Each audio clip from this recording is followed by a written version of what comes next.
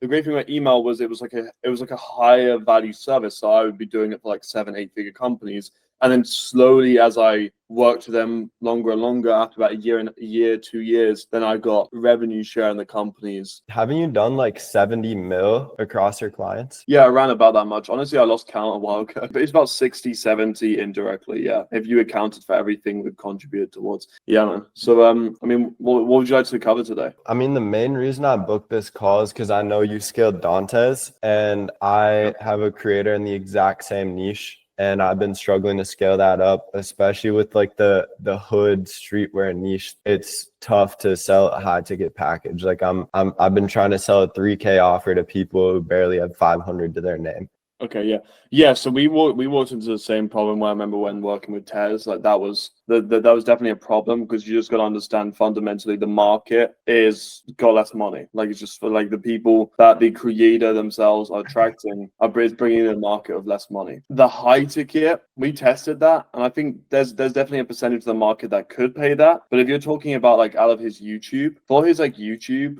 I would definitely be like focusing on low ticket. What I did with Dantes is we actually had a $1 case study offer. I think he might still run this actually. We built this. He had a $1 case study offer, and then we would ascend to I want to say a subscription. So then it would be like the school community. And then we had another offer, which was like the course, which was like $297. And then we had like a back end high ticket. Anyone can afford $1. So his audience would be able to afford that. What that allows us to do is that allows us to build a big list of $1 buyers, because then what happens is it's like 65%. I mentioned this in the Brady video that I was on. It's like a lot easier to sell to existing customers. So if you have a low ticket, like a $1 product, it's going to be a lot easier because you're going to build a list and you can remarket to them with other stuff, like, you know, higher ticket stuff, middle ticket, booking a call, etc., etc. But really what you're trying to do, Brayden, is you're trying to build like a net with an audience like this, because there are people who can afford high ticket, but in that audience, from what I've seen, is the quantity of people that can afford high ticket is very low. So if you only sell high ticket, you're going to be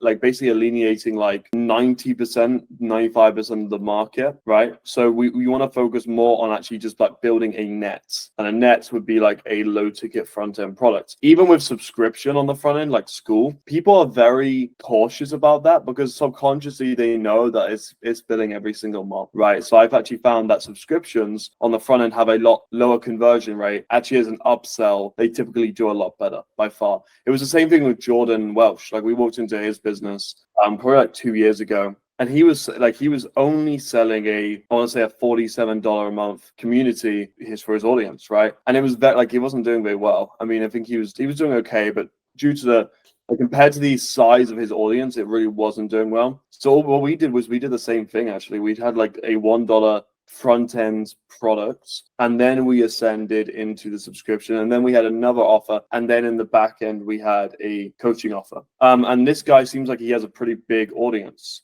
So there's a good opportunity to sell to a lot of people, right? And that in that scenario, you want to just be collecting as much customer information, being like name, email, phone number, as possible, and then you have them in your ecosystem that you can ascend with. You want to think of something that you could do for very cheap, like $1, $10, under $20 or under $50, I'd say. But it's like ridiculously valuable for that price point. Like it's almost obscene. It can be a case study, but it can really be whatever you can do. You can get creative with it. It could even be like something like, I don't know, 100 clothing brand ideas or it could be 49 clothing brand ideas for $49. I don't know, that's just a random idea. But even if you think about like what Ty Lopez did, he had like 67 ways to get 67 mental models to get rich for $67. That was the Hero My Garage ad. So it just needs to be something that's like very impulse purchase. You should be selling on the front end to that as much as possible. And then in the back end, there will be a certain section of your buyers who can buy high ticket. But the front end product should be very much based on like what would be an impulse purchase. For example, with Dantes, it was, I've made $1.8 million for my clothing brand, $0 to $1.8 million. I'm going to revert exactly step by step how I did it for $1. Let me show you ours with Jordan. Yeah, I remember seeing that YouTube video actually where he pitched a $1 thing, and then I heard that did like 200K. I was fucking blown away. Yeah, we did about 200K, and yeah, I think it's just under 5 days. Across the lifespan of it, it's done over $1 million, I think, all inclusive. Because it's like you want to, like with organic, when it comes to organic, you just want to be capturing as much of the audience as possible. And that's why you have quite literally a value ladder of front end products, right? A $1 offer.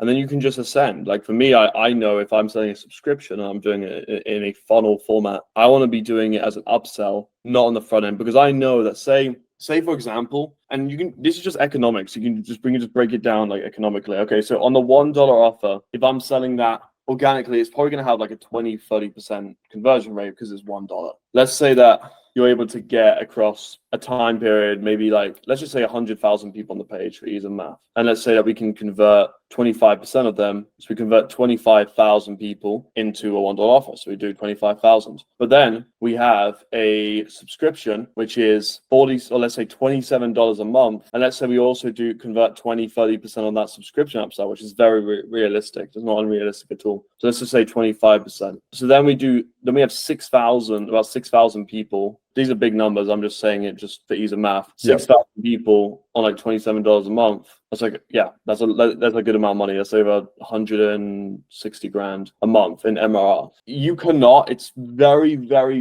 difficult to convert at like anything higher than 4 or 5%. Potentially, and maybe a little bit higher, I'm not too sure, on a subscription on the front end, but doing it as an upsell where it's positioned as like the next necessary step that they really need to build a clothing brand is significantly easier. I mean, 10 times easier because, I mean, even we've done it. I mean, even in Jordans, I can probably pull it up and show you. This is like nicely designed now. When we launched it, it wasn't this nice, but Is he still selling an offer? So he's obviously sold. He sold his company. I mean, that's public information. Yeah, he sold his company, so he's not as involved in it anymore. But the funnel still runs. It still makes money to this day. So yeah, this is what we ran. Like $1, very simple. Pizza. Yeah, and then we also had the same thing, like a 7-day free trial. And then after the trial, and it builds them. So yeah, that's also like what we did. And then on the upsell, it was basically just Viral Vault, and we were offering it to them for like $37 a month. That did over. So this front end here did about, I want to say, on just the $1, like probably like 100 grand, and then the upsell of a subscription did 200 grand, but that's obviously MRR too, so 200 grand a month. And then the following upsell, which is $97, was also 200 grand, and I don't even know what he did in the back end. So it was definitely well over $1 million, $2 million. So yeah, this is just to give you some ideas. Very much like an impulse purchase. Like, so you don't even necessarily need a VSL. It kind of depends. Maybe because you're doing it organically, it'd be good to have the creator in there, but you want it to be very short. Like, you're not trying to add too much to like the sales process. You're actually trying to make it an impulse purchase for them, you know?